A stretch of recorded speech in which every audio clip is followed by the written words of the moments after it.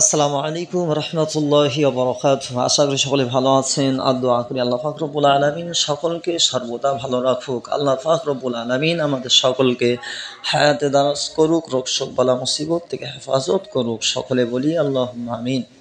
আজকে আমি আলোচনা করব যার জন্য ব্যয় করলে আল্লাহ কোনো হিসাব নেবেন না, এই বিষয়ে আজকে আলোচনা হবে। তো দেরি না করে সকলে আমার মূল বক্তব্য শ্রবণ করেন।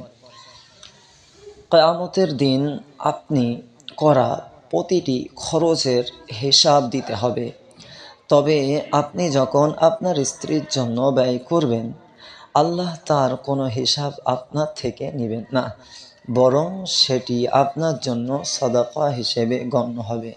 সহিহ বুখারী 5051 নম্বর হাদিস।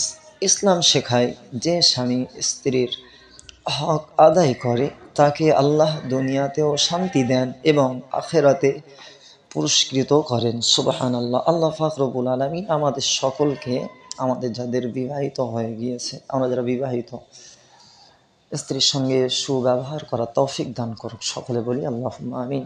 সকলে সর্বদা ভালো থাকবেন, সুস্থ থাকবেন।